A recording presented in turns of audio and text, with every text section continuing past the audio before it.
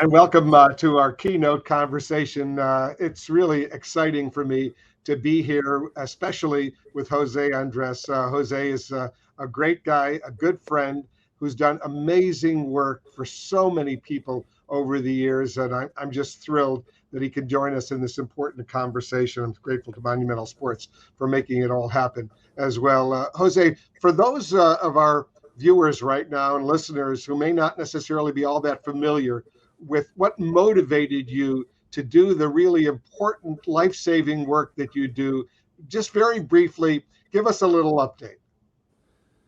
Well, I arrived Washington, D.C. in 1993. First time in America in 1991, New York. Destiny brought me to the streets of D.C. and I opened a restaurant on 7th and E, Jaleo. I joined an organization called D.C. Central Kitchen that was founded over 35 years ago by a friend of mine, my favorite humanitarian, Robert Egger. Robert thought that food waste was wrong, but more important, he thought that we were wasting the lives of people in the process. So he brought the food and the people, and in one kitchen, he began empowering everybody to learn to be cooks, to feed the people in need in Washington, D.C. In short, one plate of food began the beginning of a better tomorrow, creating better communities. I was a young cook, peeling potatoes next to people that maybe were in the street not too long ago, next to ex-convicts. I learned so much from all of them, and I saw that my community was only going to be better if not only if I did well, but if everybody did well. Food was the way to do this. Robert Egger told me that philanthropy seems is about the redemption of the giver, when philanthropy should be about the liberation of the receiver. Why is this so important to me? Because with everything I learned in the streets of DC, working in my communities, I saw the power of food to change lives. When Katrina happened in New Orleans, I was watching from the comfort of my home how men and women were in the Superdome. When chefs like me, we could be feeding them.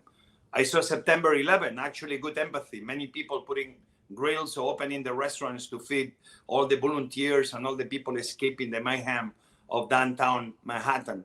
And in my brain, I began creating this idea of what if cooks like me that we feed the few, we could feed the many in moments of hurricanes and earthquakes, bringing organization to the very simple thing of feeding. That's how World Central Kitchen happened when Haiti earthquake 2010 destroyed and killed so many thousands in Port-au-Prince. And that day, a few weeks later, I thought, let me go and let me start learning in the same way I learned in the streets of DC, how by being in the streets of the world, I could learn how my profession again can be there next to the people, not solving every problem, but at least showing them respect by being next to them in their darkest hour. In short, a plate of food at the time was the way to start rebuilding communities. That's how World Central Kitchen began. You know, and the World Central Kitchen has really done amazing work over all these years. Let's go through, Jose, some recent achievements, very important achievements. Only a few weeks ago, earlier in August, you were back in Haiti. They just had a 7.2 magnitude earthquake in Haiti. What was it like going back and giving food to desperately needed the people who needed it so badly? So in many ways was heartbreaking because again, another big hurricane shattering another big earthquake shattering the lives of so many. But in a way, anxious to showcase the lessons learned over the last 28, 29 years of my life, but especially the last 11 after the creation of World Central Kitchen. The men and women of World Central Kitchen, we were able to be on the ground feeding people quicker than anybody. Why? Because resilience. We built a cooking school to train young women culinary skills that we find them jobs in the hopefully forever growing tourism industry of Haiti. The same school we created to give those women a profession, a hope, was the school that allowed us very quickly to start making meals, and by helicopter, because all the roads were shut down in the way south, start delivering meals to the people in need. We had a bakery that began baking bread, and we could be delivering. But more important, we had build resilience because we've been there already for so long. Boots on the ground. We have friends, we have partners, people know us, people believe in us. In short, we were delivering food through helicopters, through motorbikes. We were making sure that we are trying to repair bridges that broke. We are an NGO that does food, but if a bridge doesn't allow us to do food safely, we also come up with smart ideas to solve the problems as they show up. You see, we don't plan, we adapt. When you plan too much, it's like a basketball game or a hockey game. When the plan, nothing goes as planned, you lose the game. But when you adapt, you can always find an angle to score. That's very much what we've done. So in Haiti, for me, I think we reach already over 700,000 meals that we deliver sometimes, as I told you, in many different ways, but always looking for the most endangered communities, the ones that they are really in need. We don't wait for the phone call. We have scouts that go to look for them. That's what World Central Kitchen does better than many. That we, from the first second we began cooking, but more important, we create the systems and the way to have that food being distributed all across the villages and the communities in need. Yeah, that was an earthquake in Haiti. We did extensive live coverage on my show on CNN, The Situation Room, and we showed what you were doing, but the pictures, the images, the video, the audio, everything we saw was awful. And it reminded me, to a certain degree, it wasn't an earthquake, it was a hurricane, Hurricane Maria, when it was back in 2017 in Puerto Rico. That was devastating as well. Tell us what that was like, and what were the differences between Haiti and Puerto Rico? Well, I would say Puerto Rico, Hurricane Maria, Category 5. We need to understand the situation.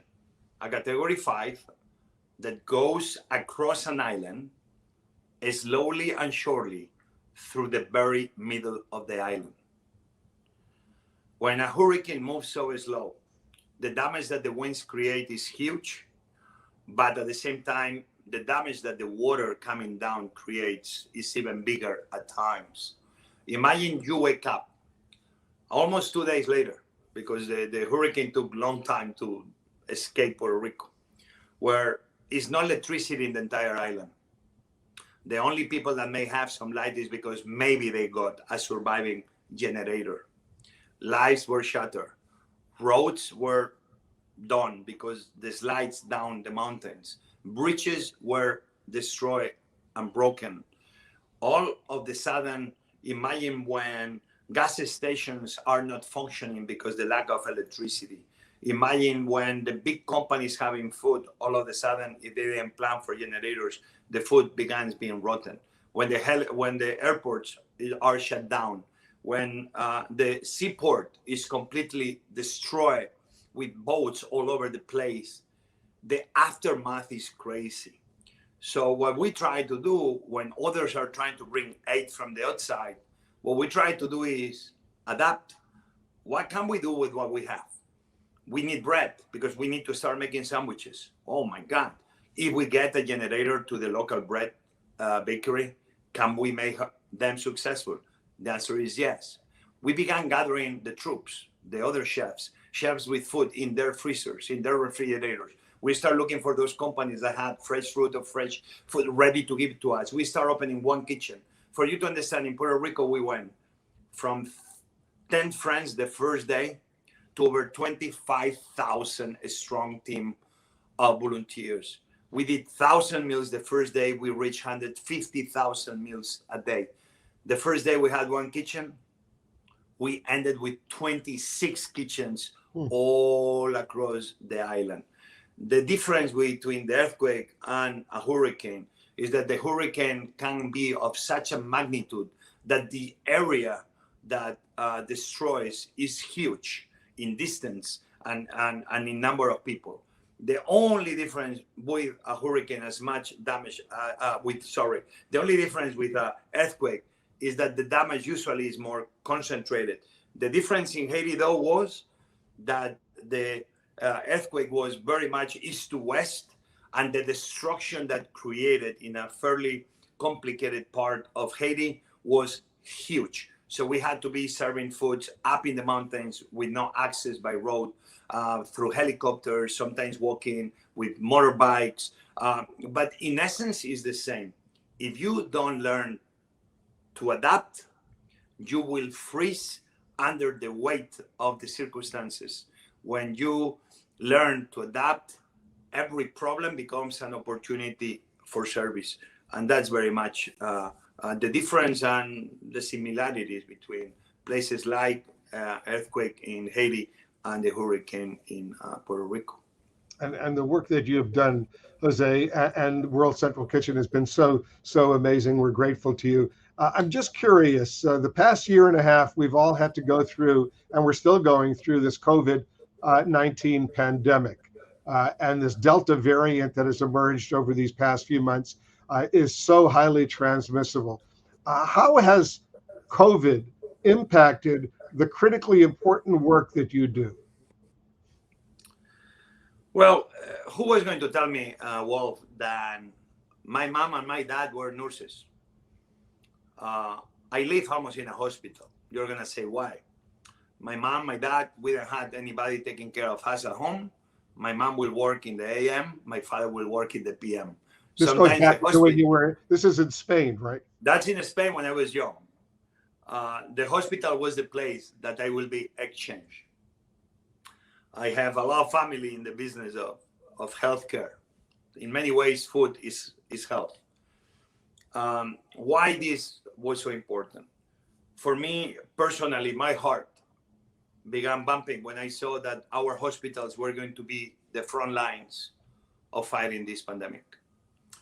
And for World Central Kitchen was very, very, very important to be next to the hospitals, not because our nurses and doctors needed a meal only to show thanks, but because sometimes the feeding facilities of those hospitals for different reasons shut down. That was a real emergency. World Central Kitchen men and women, we've been in many hospitals, not only in America, but all the way to India. Myself, I went with a team there and we opened almost in 17 cities operations, feeding at one moment 90 hospitals. The good thing is that we got experience in the years past on cholera. We were in Haiti. We were in Mozambique. We had such a good health code that in the places we feed is never cholera.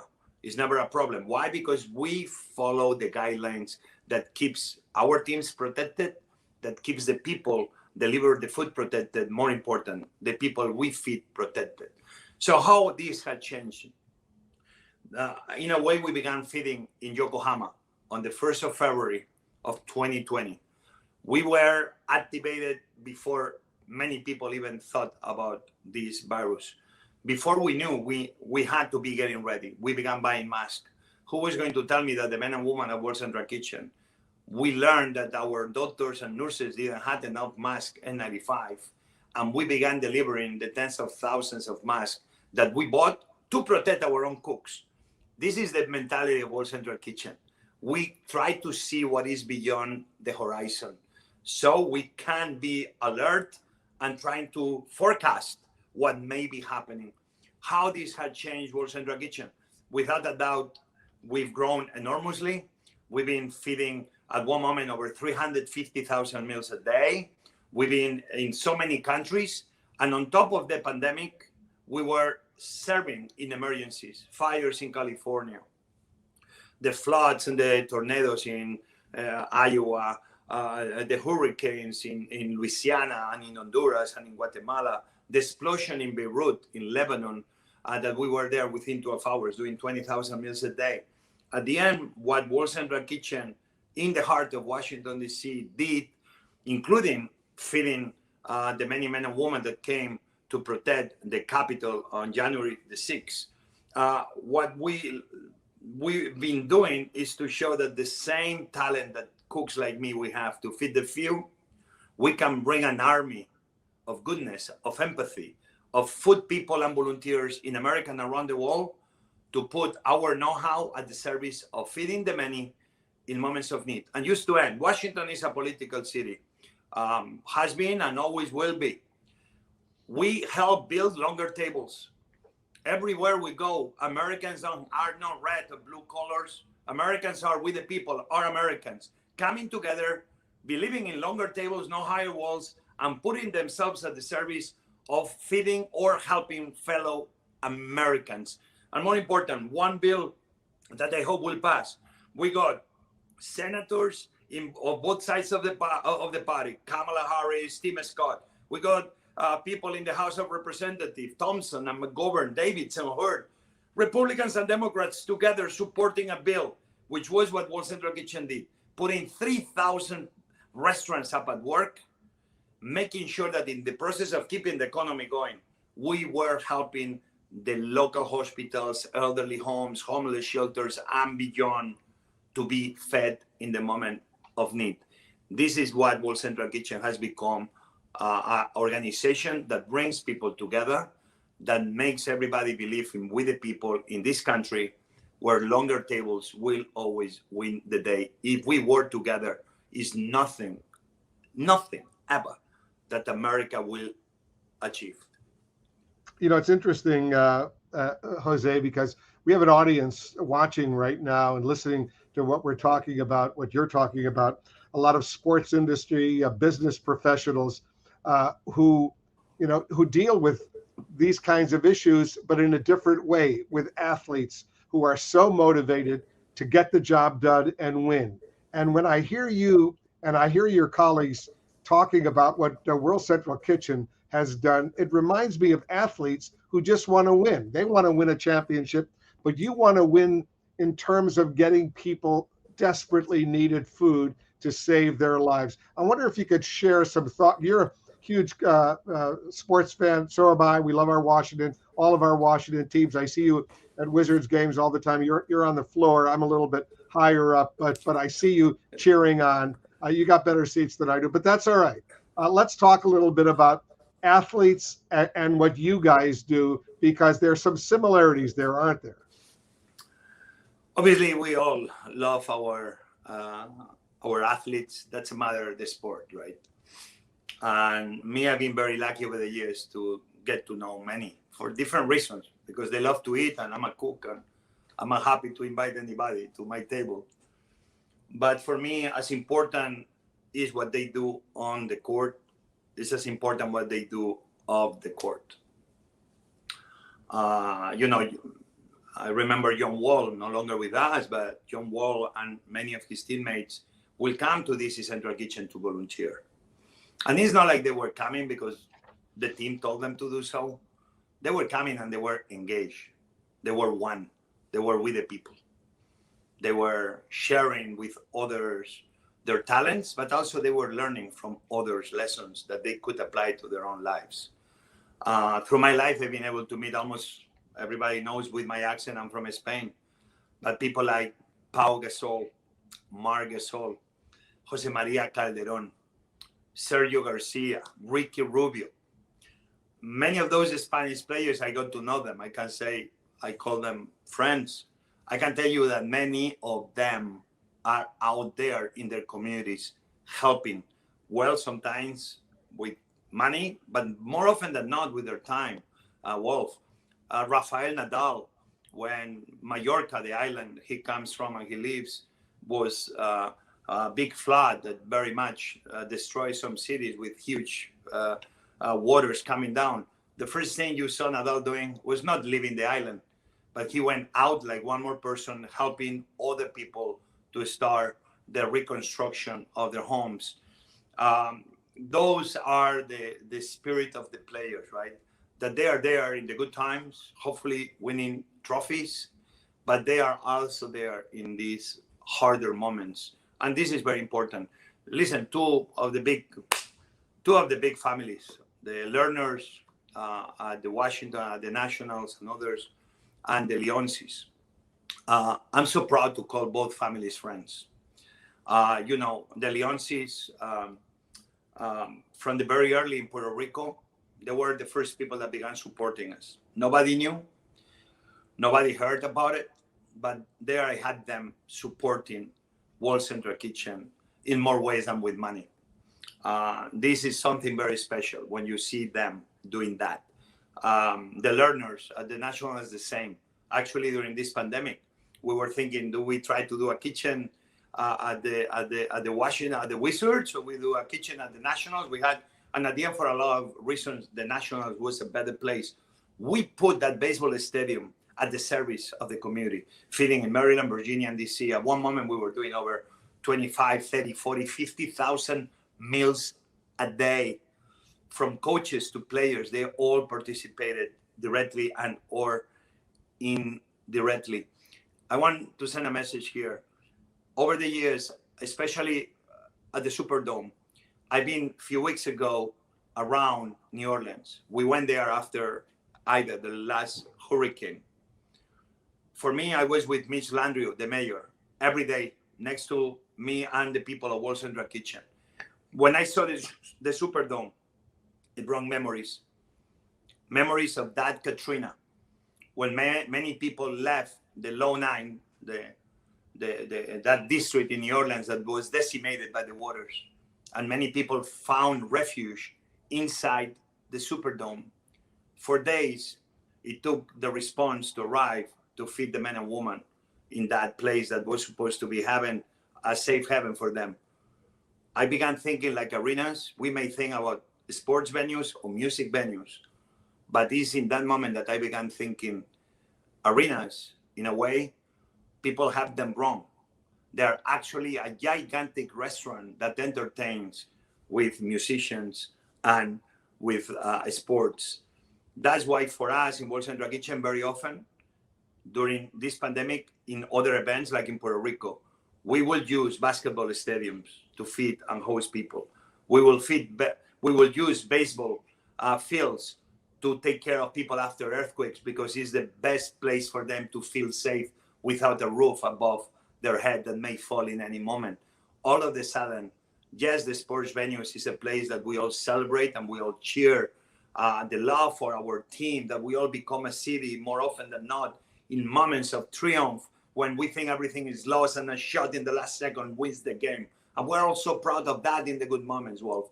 But what I want everybody to be proud of, that in our city, the two big families of sports, they've been there giving us rings and trophies, but they've been there also in the most difficult times, being next to the people, by the people, for the people. And for that, I am so proud that I am a Washingtonian with an accent in what I think is the best sports city in America.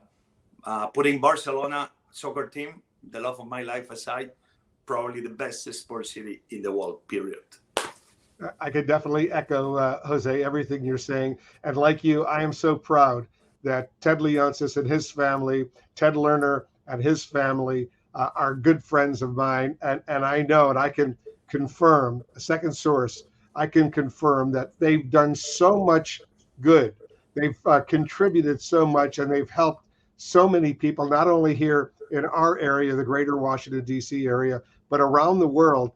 And they've not sought out publicity. They don't want publicity. They just want to get the job done and help people and give back a little bit. They've been extremely successful, as we all know, but they want to give back to the community.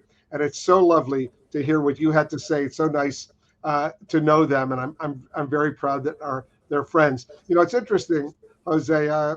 Like you, you're an immigrant to the United States who's done extremely well, and you should be very proud of all your accomplishments. This is a country of immigrants. 1 out of every 5 residents here in the Washington, D.C. greater metropolitan area are foreign-born. They've come to this country, mostly have come with little, if anything, and most have done really, really well. This country has given them opportunities. My family came to the United States after World War II with nothing, came to beautiful Buffalo, New York, had an opportunity. My mom and dad did well.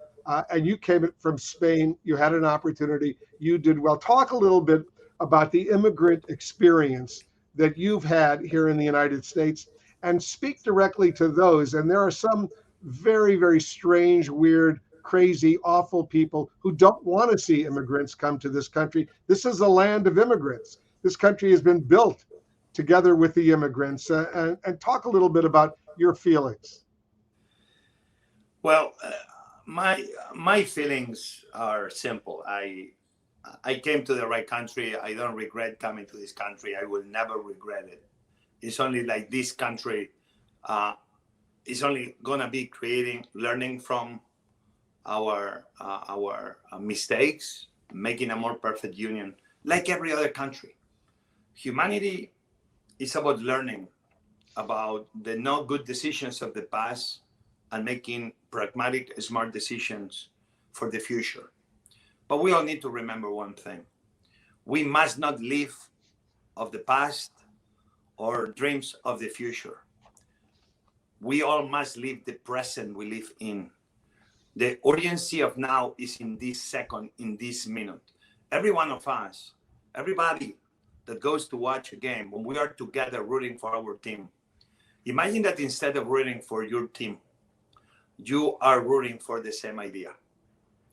At the end, when you're looking for a team, everybody has an idea of what players will you put, who will take the last shot, or what type of offense or defense you will do. In a way, we are all coaches. This is fine. Everybody should be entitled to have different points of view and opinions about how you will play that game. But it's not disagreement that we are all rooting for the same team in the same home stadium. And if we bring this to immigrants and democracy, and with permission of the Native Americans, we all understand that this is a country that has been created by immigrants. You may be like me, first generation that they came, use a new one. Others maybe 5, 6, or 10. But we are essentially all immigrants. We cannot forget who we were. In the moment we forget who we were, we forget the DNA who made us, we the people, the America we know. All of a sudden, we don't have anything to build the future. We don't have a base because we are second guessing everything. I'm only gonna be saying one thing. Immigrants like me, we understand the privilege that it is to become an American citizen. But also with those privileges, the things we're given, also comes responsibility. I think if anybody has the understanding that we have a responsibility to give up, those are immigrants in many ways, more ways than one. I believe that you are not a national of any country by the passport. I think it's people that with their hard work, their work ethic, they're waking up at 7 a.m. in the morning and going late at night every day and providing for their family. When they are helping build communities, cities, states, a country, even if they don't have a passport, in many ways they are earning the right to belong. We have 11 million undocumented today in United States of America. Those 11 million undocumented, my friends, they've been working the fields so you and I, we can have fresh fruits and vegetables. They've been working the fishing boats so you and I, we can have protein to feed our families. They've been delivering through trucks all across America, maybe delivering through bikes or Uber food, or who knows what other ways we had those 11 million and contributing to America. Yes, is our immigration a perfect system? No. We must make sure that everybody that comes to our country comes in the right way, of course. But let's be American pragmatism. That's what I embrace and I love about America. Let's create an immigration reform system that is being at times embraced by Republicans and Democrats alike.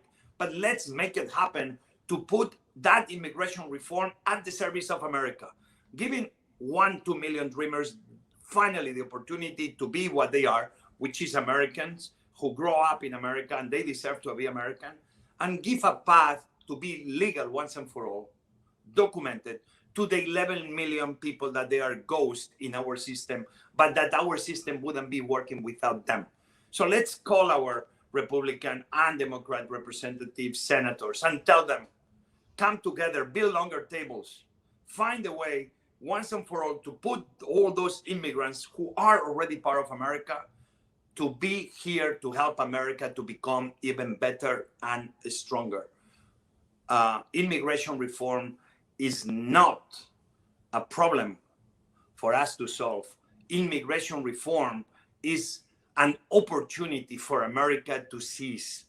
We have to embrace what America is, a country forged, created with the sweat of immigrants for centuries. Let's keep embracing that same dream for the future, because without embracing that dream, it wouldn't be the same America we all love. Yeah, well said. Very important points you're making, Jose. We're getting close to the end. This is a sports-related conversation that brought us together for this moment. Just give us a couple of final thoughts, if you can, Jose, on what athletes, sports organizations, sports business professionals, what else should they be doing now to help improve the world along the lines of what you and World Central Kitchen are doing to help improve the world?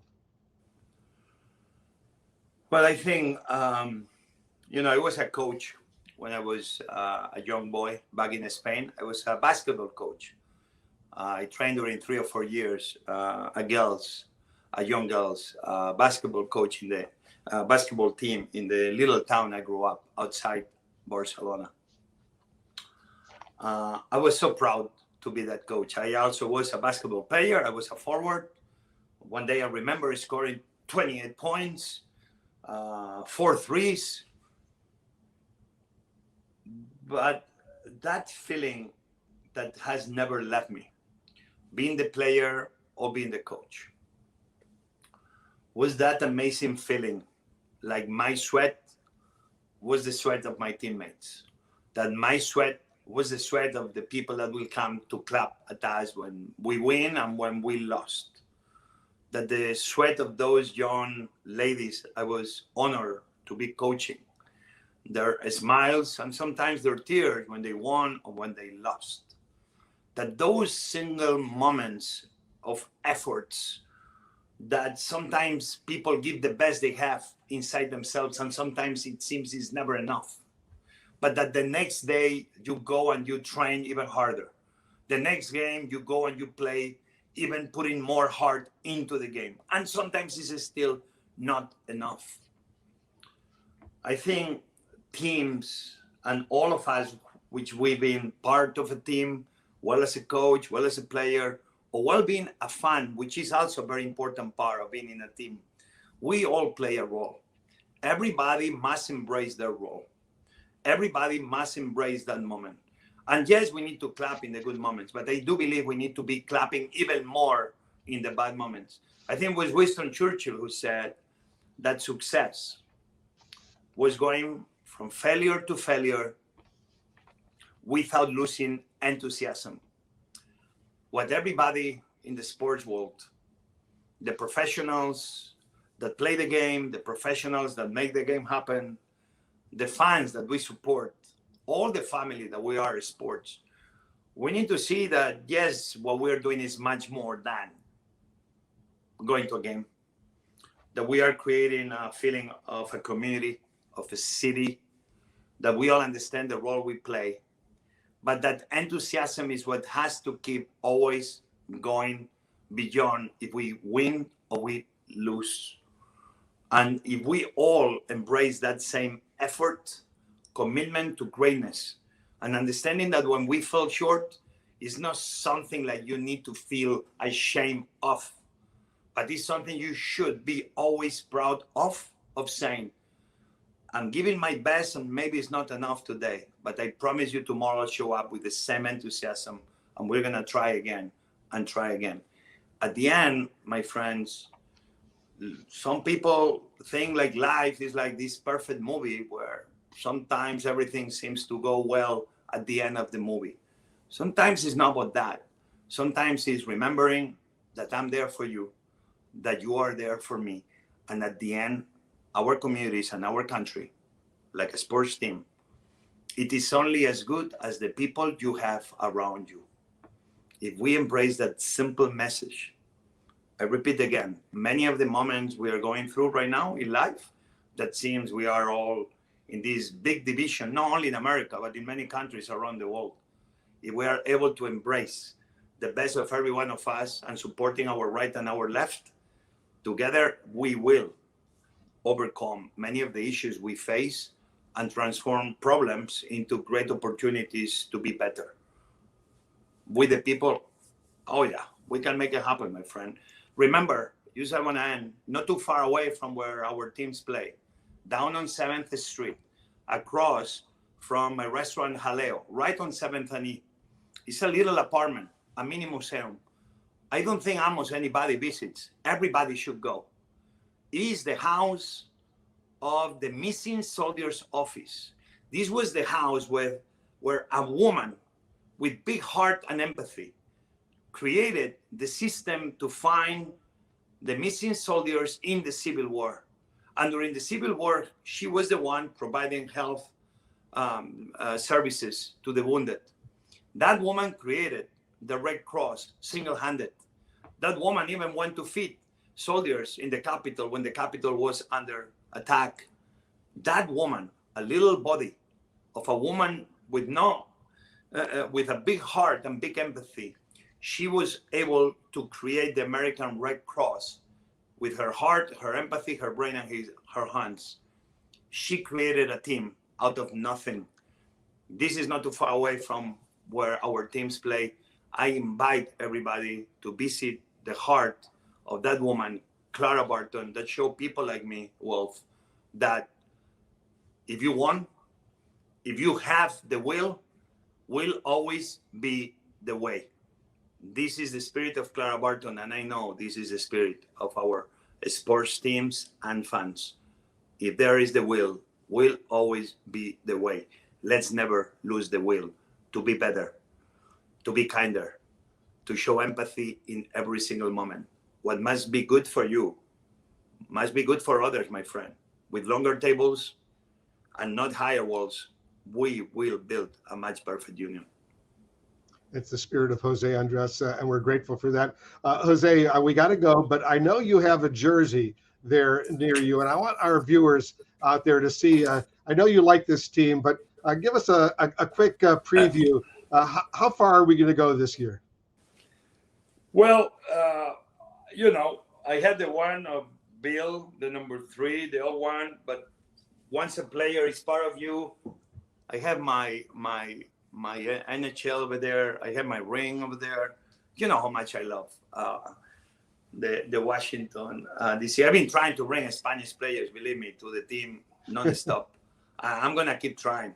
Keep trying. Not like the players we have there are not great, but I've always tried to bring some of the young Spanish players to the team. But I think this year, like always, sometimes it's moments of rebuilding. I think COVID has been for many of us rebuilding. I think we have a big chance that we are going to make it to the playoffs. And then playoffs, you toss a coin and a little bit of luck and a little bit of... But why not? We need to dream that we're going to make it, of course, to the playoffs. And let's see, once we are there, where do we go to? But I love our Washington Wizards. I love our Washington Nationals, Washington Capitals. We're really blessed here in the DC area with some great sports teams. Even if they're not winning, we still love them. We're still with them. And we know there will be better days ahead. I want to thank you, Jose, on behalf of all of the viewers and the listeners who were with us today. This has been a beautiful keynote conversation on this day. So on behalf of all of us, thanks so much for joining us. And I know you'll be joining me in the Situation Room down the road as well. Thank you so much. Thank you, Wolf. I love you. And thank you, everybody, for having me. Thank you.